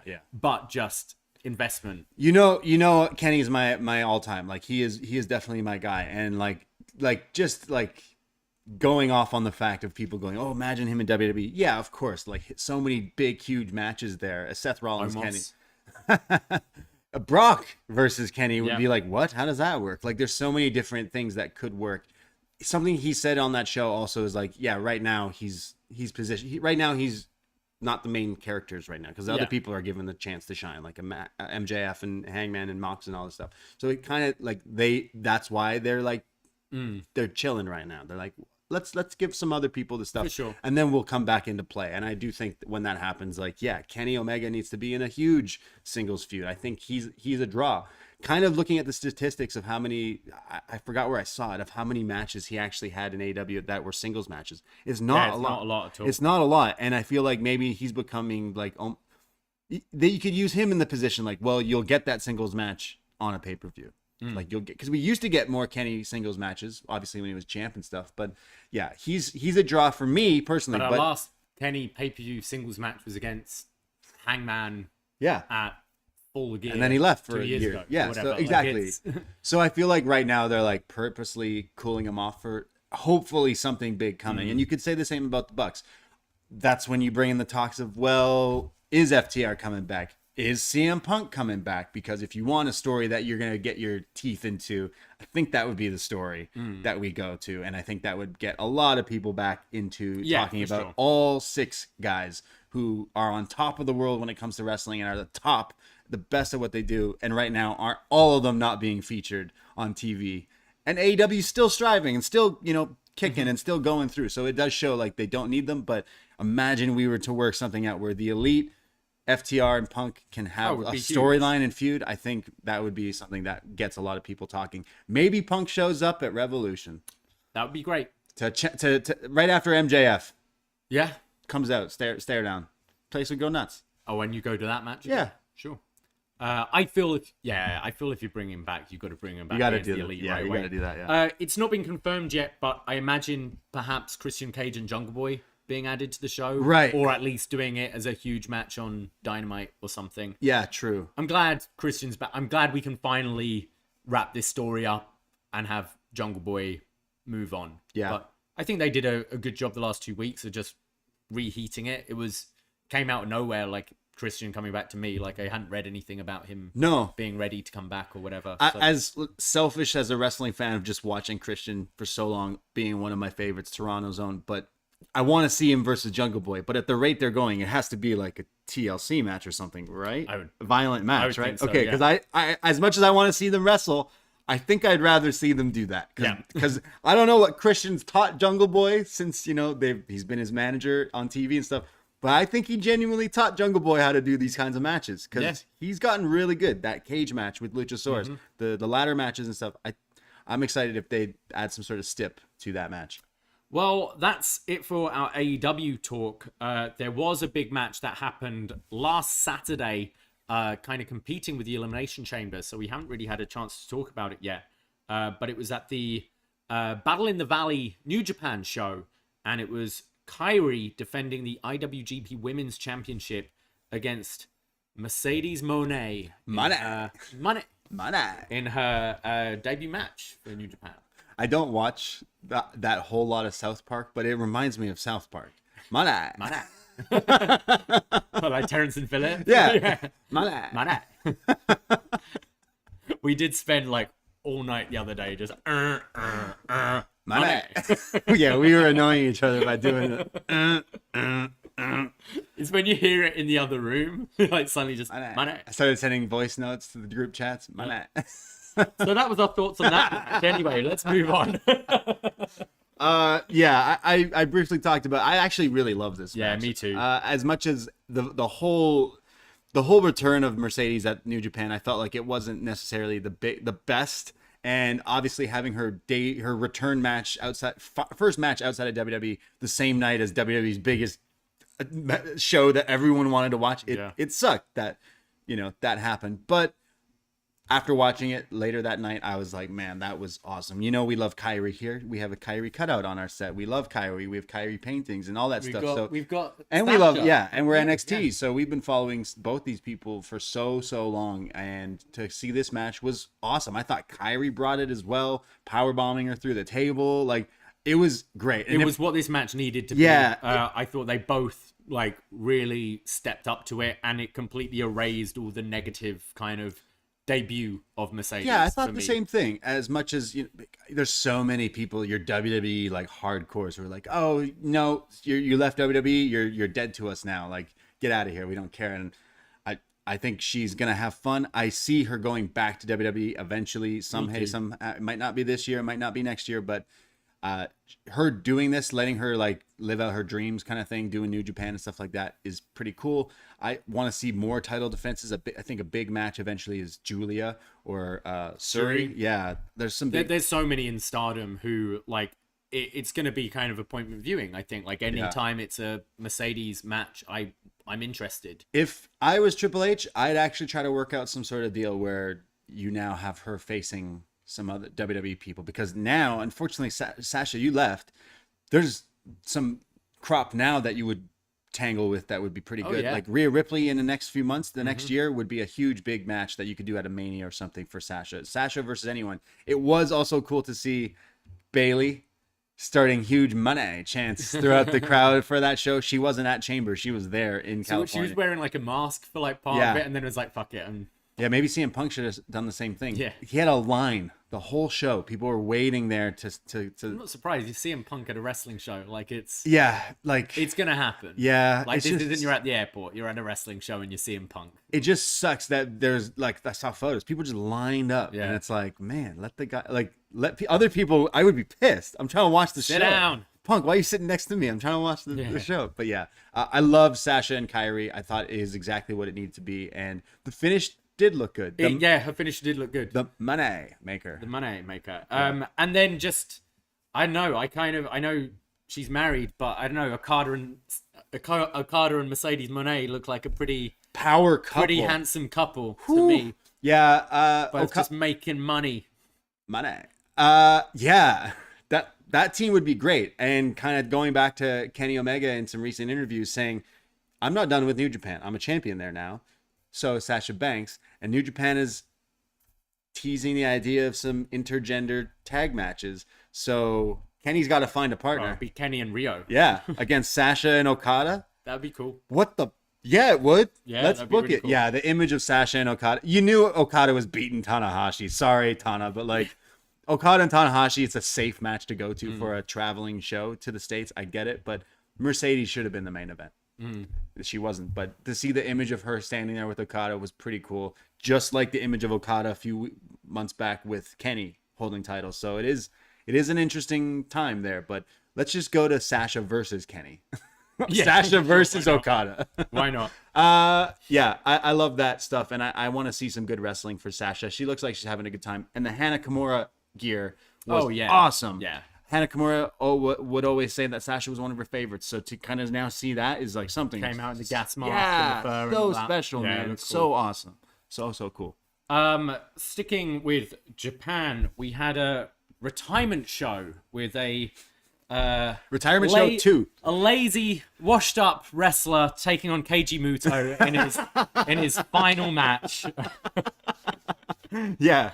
Naito took his second last match, should I say? He didn't. Naito didn't Naito it up though. He took his t-shirt. He took the shirt off. To be fair to him, but yeah, I thought this was great actually. Like it's the whole video package before with My Way, going through like with Muto, not Limp Bizkit. No, Frank going into the Sex Pistols, is it? Yeah, who covered it? The punk version of it.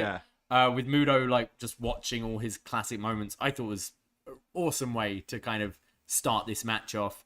And then Muto coming out on Rihanna's platform from the Super Bowl. Super Smash Bros. Yeah. Last Love. The match, what it was. I didn't think Muto like embarrassed himself in it for a guy who can barely walk now. He didn't say any slurs after the match, no, did he? Okay. He teased the moonsault and was like, nah, I can't do that. And then this fun end with he ends his Chono. career. Oh yeah, sorry, what? So it wasn't his last match, and then it was last in quotations on the poster. For fuck's sake, man, this guy, like, wrestlers love to just. I thought this was pretty nice though, because apparently like Chono never got a big like retirement moment. Okay. So this was basically Muto going, I'm gonna give you this moment. Right. here. Okay. So he calls him out. He calls him out. And he comes to the ring with his walking stick. Cane. He has a cane. I'm like, dude, don't do this. They ring the bell and it does the like camera pan out thing like it's a huge main event. The crowd are going nuts. And then Chono hits him with a shining wizard and pins him and locks in the STF. Oh yeah. Sorry, you make some tap out. I thought it was pretty fun actually, and a really I thought they did this send off really well. Actually, for Muto. Yeah. Like, no one was going into this expecting a 5-star technical classic, but I thought they did enough kind of things to get you quite emotional about, like, with the video package, with the big entrances, with the bonus one more match at the end. It's pretty fun. And the crowd, like the production of these Noah shows looked incredible as well. I was going to say, the production looked awesome. For his entrance alone was just like incredible. It was like Mania tier. I thought it looked better than Wrestle Kingdom. It looked better. Yeah, it did actually. And then the video, like you said, with Frank Sinatra and stuff, they clearly didn't pay Frank, but it's okay. Let's make sure Noah, the money went to Frank Sinatra's family. Yeah, the money played from that Noah video better go to his family, and if it doesn't, we better make them pull this entrance. Yeah, absolutely. Yeah, I watched with the Japanese commentary when I watched Noah. I thought that was really great moment for Muto to finally retire and stuff. He looked great. His jacket looked great. His coat looked great. I love this picture we got here of like Chono just lying on top of Muto. It's like, fuck, too old for this. What are we shit. doing? Yeah, yeah. It's great. We the last retirement match, the great Muta's retirement match. We did a podcast with WH Park covering the best of the great Muta's matches in WH. We learned a lot looking at those things. I would recommend checking out that show out there on our Patreon. But like, yeah, so lately I have been kind of like, man, this guy's awesome. And for finally to get his retirement, it was pretty fun to watch. And then if that didn't do it for you, they also had the Okada Kiyomiya match, right? On the same show, which was crazy. Okada went Super Saiyan mode. Yeah. I can't recall any time Okada hit a Rainmaker and then on the 2.9 lifts the guy's head up by his hair like, nah, I ain't done with you. Then to just murk him. Yeah. Like it wasn't like the classic Malenko, Rey Mysterio, no, I'm not done with you, and then Rey gets the victory, right? From WCW. This was, no, I'm gonna pick you up, beat you up even more, and embarrass Noah, and then get the pin. But it's Okada, so dude, I feel it was such a like wash that this is a story for Kiyomiya. Yeah, right. Good he looked like, good. Coming like being like, I'm the champ here, like going face to face with Okada, who the whole time in this feud was like, nah, I ain't wrestling you. He looked good, man. I'm above this. I was not super familiar with him beforehand, so the whole storyline and that last the tag match where they're just killing each other, we kicked Okada in the face. They brought the same energy to this match. I felt like this match wasn't too talked about this week because there's so much other stuff going on. But watching it back today is when I watched the show. I don't know what the Noah schedule is or whether it's feasible, but I'd love to see Kiyomiya in the G1, you know, and maybe get a win back over Okada in a situation where Okada's kind of beaten up from like the tournament, right? And it's like a shorter time limit and stuff. I think that could be a good story for Kiyomiya. But I don't know schedules and that. But we've had Noah talent and like we've had Noah talent in the G1 before, so could happen. No, I thought I thought he looked pretty good, especially against Okada. But Okada was just different. He was in a different mode that he needed to be in. It's the most interesting he's been forever. Like some of the looks, he looks like Super Saiyan mode, right? When he just gets so angry, it's like Killer Kota Ibushi mode almost, but Okada. So I did enjoy that as much. I didn't hear a lot of people talking about it from this week. Obviously, Muto was the big retirement thing, but after watching, I was like, oh, it was actually really good. It kind of reminds me of, you know, when someone like loves their job and then they get transferred to a different like branch and they fucking hate it and they make it very clear that they hate it and they're going to do their job but they're not going to be happy about it. And that was Okada going to Noah. It's like, I'm going in, I'm beating the shit out of this guy, I'm pinning him, and I'm fucking off. I thought it was pretty good the way he murdered that guy, but in some other wrestling related news, we kind of had a bit of a verdict with the Jeff Hardy DUI thing, right? Where I think, what is it? His license has been suspended for 10 years. 10 years. But yeah, no kind of jail time being served or anything like that. So we'll obviously open up the talk about whether he'll be starting to make his way back to wrestling or not. Yeah, look, he's had problems that have been in the open for years now, and then to do it like again felt like a lot of fans are like, no, like you need to sort some things out. And I've said I don't have anything to kind of justify drinking and driving, especially when I myself know if I'm out getting drunk and getting loaded and having fun, no problem with that. But there's a problem getting behind the wheel of a car. I order Ubers.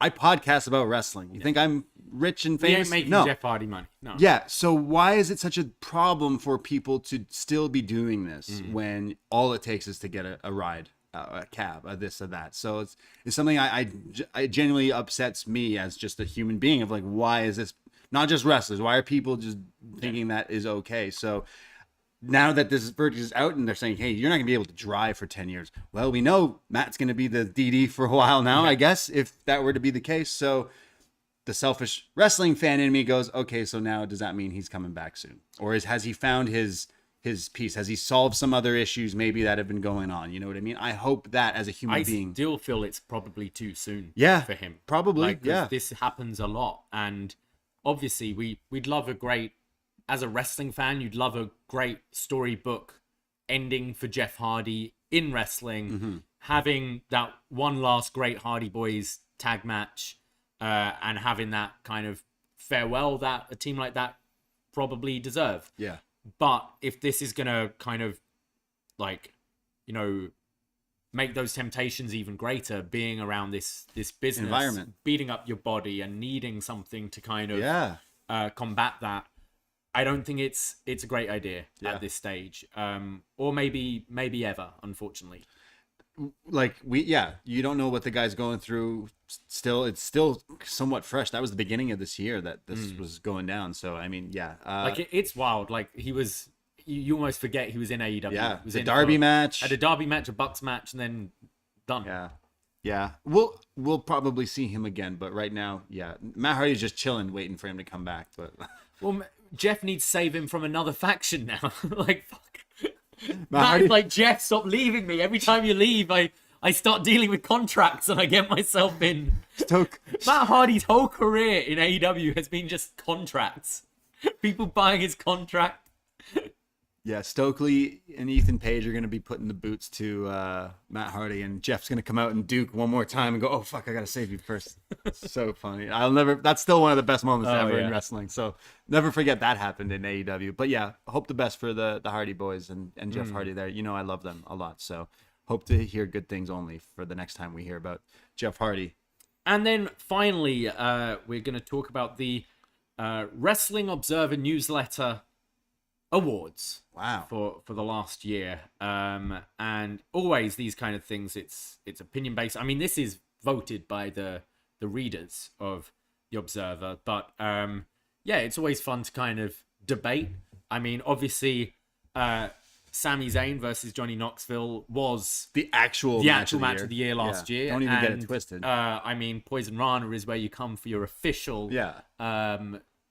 undebatable awards. Yeah, the best and worst of show on Post, and the best match ever, top 10 matches of the year from Poisonrana. But it's fun to go through some of these and kind of debate. Yeah, is this like PWI where everyone get upset and just like argue about? So PWI is like partly kayfabe, so it's based on actual like wins and losses, but also kind of impact on the business and that kind of thing. This is just a reader's vote. Okay, hit me with some of these awards. Wrestler of the Year in third place was Will Ospreay with, I believe, 1,591 votes. Roman Reigns in second with 2,216, and Jon Moxley in first with 3,101. So Mox won. He was my pick. I think like there was a whole lot of, especially with that brawl out thing with him standing up and taking the company on his back again and having good matches, bleeding every week. Will Ospreay winning Most Outstanding Wrestler, just ahead of Danielson in second and Okada in third. Yeah. Can't argue with those three. Sure. I'm skipping all the MMA shit because I don't cover fake sports. Yeah. Tag Team of the Year, FTR. Of course. Yeah. Of course. The Briscoe Brothers in second place, Young Bucks in third. No Usos in the top three there. Which... well, they haven't wrestled a whole lot. Like, tag matches, they don't have people to wrestle anymore. Yeah. So, like, I can't watch the New Day and Usos anymore. I'm sorry. I love them all. They had some pretty good Street Profit matches last year and stuff. And then if you're going into kayfabe and, like champions. Impact, they're champions and they're the main event story in the biggest company in the world. Exactly. I'd probably put them above the Young Bucks for last year. Year's body of work, as much as I love the Young Bucks. Yeah. Best on interviews, CM Punk in third. Come on. In interviews, not promos, in interviews. Yeah, I don't know, man. Number one. Mox in second and MJF first. Yes. That's fair enough. Promotion of the year, WWE in third, Stardom in second, and AEW in first place. Nice. Best weekly TV show, Rampage third. Come on. What was better than Rampage? SmackDown in second and Dynamite in first. I guess Rampage above Raw, but I don't know. I mean, it's the amount of people watching stuff. Like, I keep hearing, like, Impact's been very consistent with good wrestling and actual storytelling, which Rampage doesn't really have any of that, but people watching it. So that's the thing. I don't know. I wouldn't put... Yeah, I love Impact's compelling... Like, NXT's better than Rampage. For me. Yeah. Easily Probably, better than Rampage. Yeah. You said Impact's great storytelling. I'm a huge fan of the great Impact storytelling I've been seeing of Bully Ray and Tommy Dreamer. Fuck yeah. Absolutely. And I'm pretty sure someone else still does magic over on that show, or what is? There's magic on every show. Come on, you can't criticize Impact using magic. Magic and wrestling just go hand in hand. I'm sorry, you were about to watch some. There was a Impact show that I heard some high praise on, and you know what? I will check it out. But you were about to put it on. I was like, oh, I wanted to watch some of the Muta stuff from today. But as the Bullet Club were coming out, it was like Kenta with his emo phase haircut, His power walk. and like, you know, these other guys, Chris Bay and Ace Austin. and I'm like, they're good, but like, yeah, I do want to watch that match though. As I'm like, oh, but Impact, I want to see them kind of turn around a bit, especially in this like climate of like wrestling is popular. They've got a great roster right now. They do. Like, they do. you've got Speedball, you've got Jonathan Gresham, WrestleMania you've got Josh weekend. Alexander. They're gonna do some damage on WrestleMania weekend. I hope so. New Japan crossover show. Yeah. Again, as much as I'm like criticizing, I do think there's something that needs to break that like stink. I don't know what it is, but it's hard. I mean, I think we're seeing the same with NXT. I think NXT has become a better product in the last 6 months. Yeah. But there's so much wrestling out there. Yeah. And the way I compare it is like, I used to watch shows like The Flash and Arrow, which are perfectly fun, good shows to watch.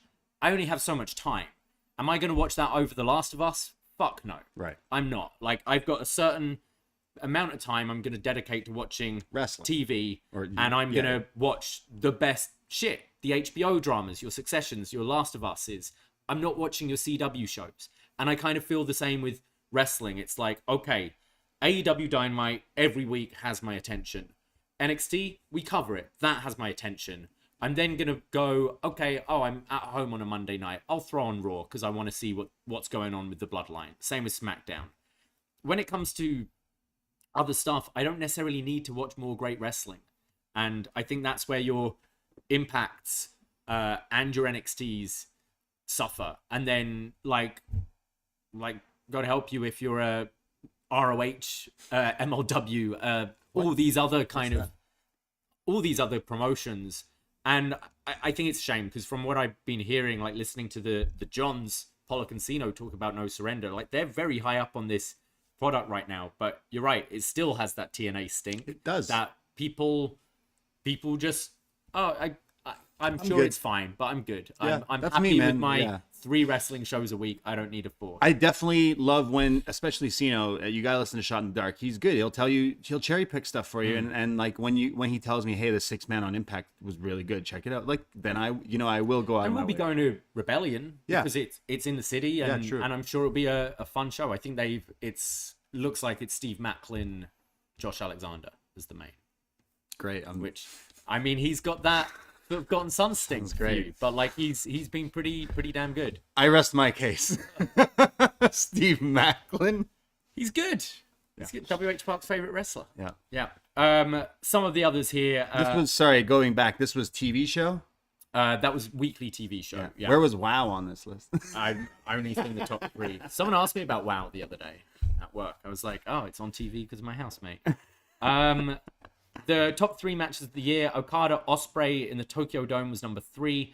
FTR Briscoes number 2. I'm not sure which. Okay, that was the dog collar. Yeah. And Okada Ospreay, the G1 match in first place. Yeah, which is pretty shocking. I know we talked about a lot of those matches from the year before, but yeah, I think a lot of people liked that one. I did prefer Ospreay Okada from the Tokyo Dome.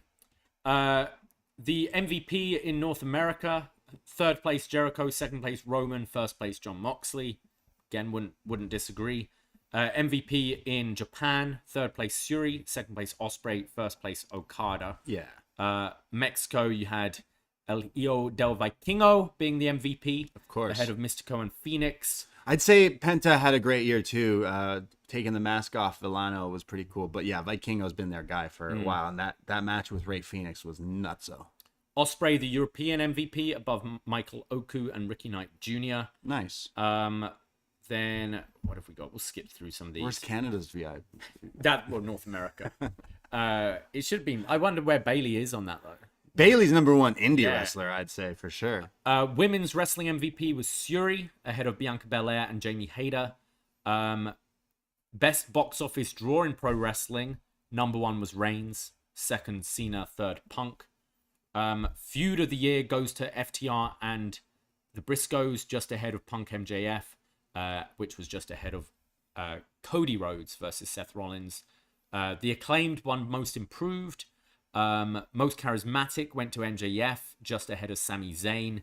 And then the one we all wanted to know, who's winning the Bryan Danielson Award for Best Technical Wrestler? And wouldn't you know it, it's Bryan Danielson. Whoa, what? Yeah. Yes. Let's just put our prayer circles in focus that we will get. Zack Sabre Jr., Bryan Danielson. Yes. At Forbidden Door 2. Forbidden Door 2. We need TK, revitalize yourself. Fix the problem. Book the match. Yeah, no surprise there. ZSJ second and Daniel Garcia third.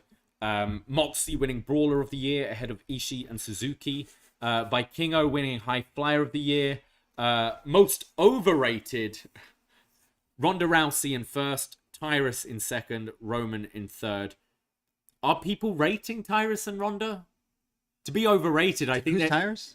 Oh, NWA Tyrus. Brodus Clay, yeah. I mean, I haven't heard anyone sucks. rating him.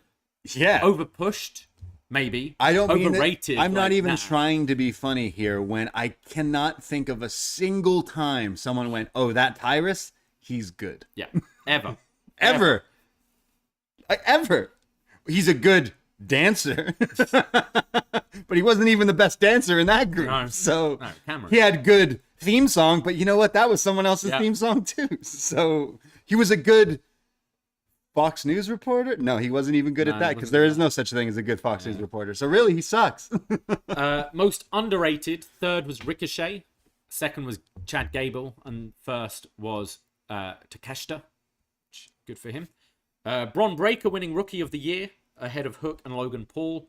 Heyman, Best Non-Wrestler of the Year ahead of Regal and Don Callis. Kevin Kelly winning Television Announcer of the Year. Corey Graves winning Worst Television Announcer of the Year. And then Best Major Wrestling Show, Forbidden Door winning over AEW Revolution. And in third place, WrestleMania Night 1. Worst Wrestling Show, the Royal Rumble. Which we both picked, I think, yeah. Let's not this year's, but last year's. Let's go down here.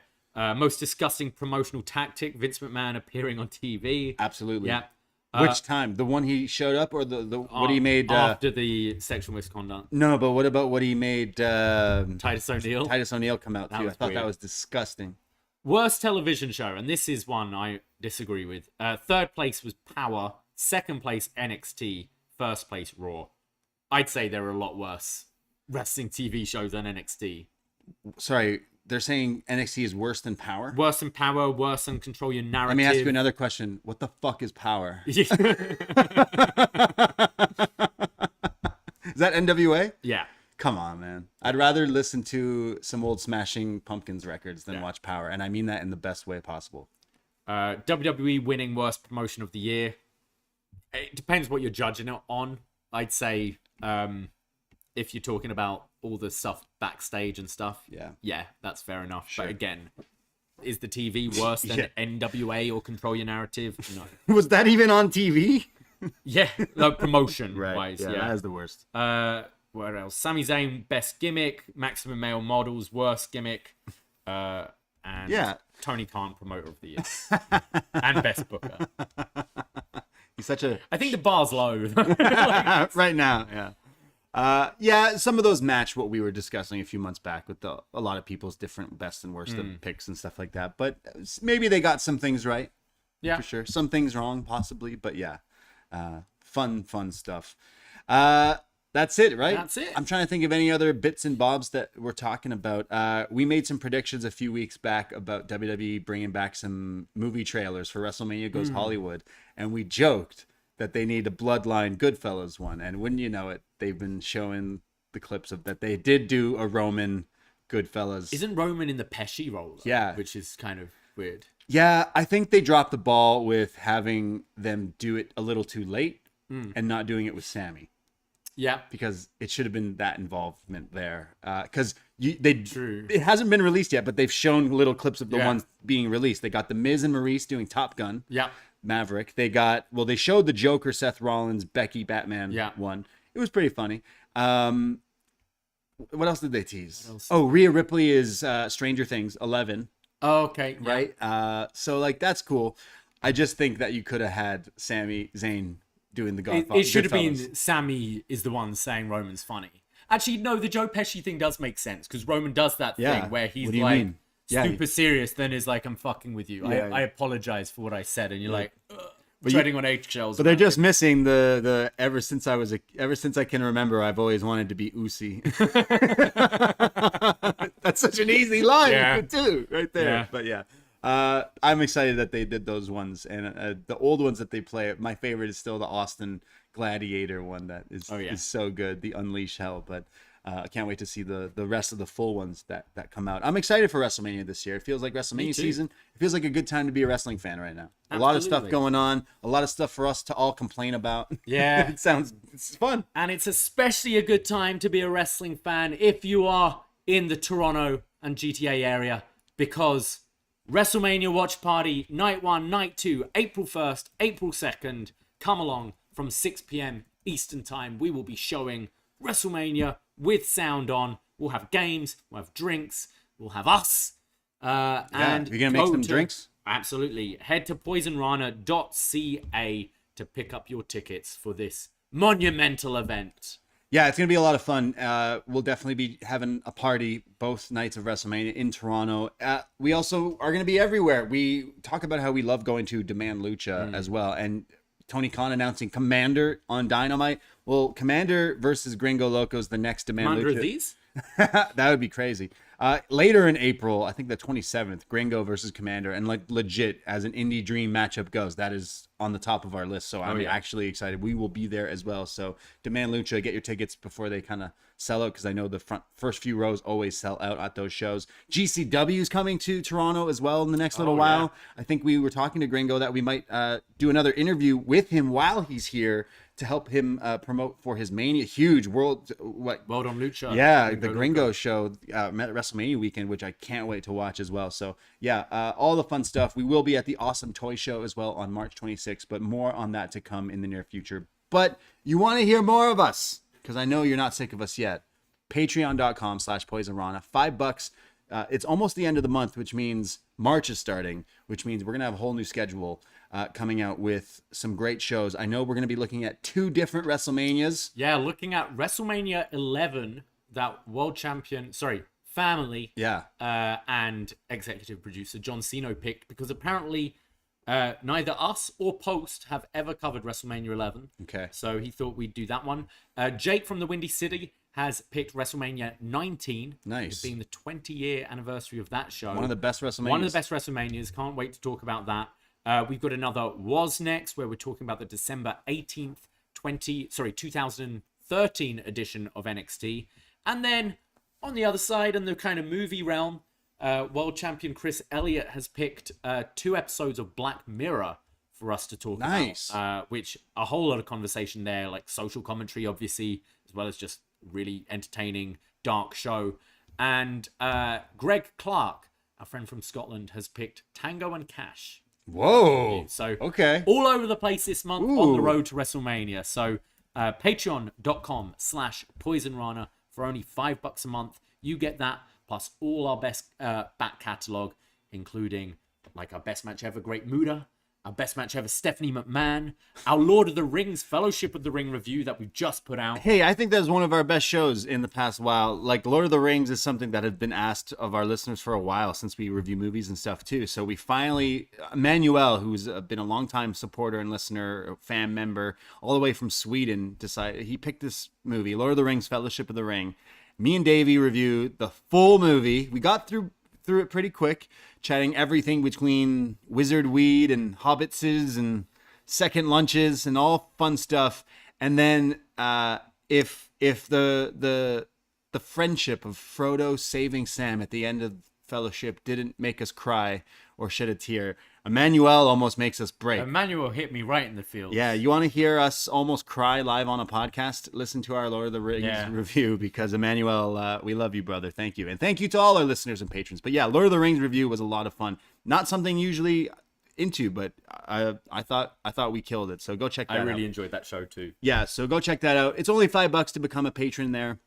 You get access to like 500 podcasts. You can connect the RSS to your phone. It's so easy, and it's $5. It goes a long way and supports us and helps us create content that we love to create. But thank you, people, you fine folk, for listening to us talk about some wrestling and randomness today. We won't be back next Sunday, but we will be live on Monday around 6 or so to chat about some Revolution. You will be back on Tuesday live for Up Next with Sino. So that is something that'll be happening on Tuesday night. But yeah, thanks so much for listening, guys. Can't wait to see some people in person at our Mania watch party, hopefully. It's going to be great. Yeah. Can't wait. Hey, that's it. That's all. Poisonrana.ca for everything. We love you. I myself, Braden Herrington. Twitter, Instagram, at the Brady. And you can find me at Davie Portman. I forgot to plug the Detox, but go listen to the Detox if you want to hear how me and Jordan save the world. Save the world. Yeah. Save the world. And that's for free. You can save the world for free, guys, by listening to this show. And we also teach you how to stop robbers and burglars. Wow. This sounds like a useful show to listen to. I'm haven't all you over guys? the place. Come on. Yeah. Thank you, guys. That's it. That's all. Take care. Goodbye, and be safe. Ahoy! Oh, better. Bye. Poisonrana.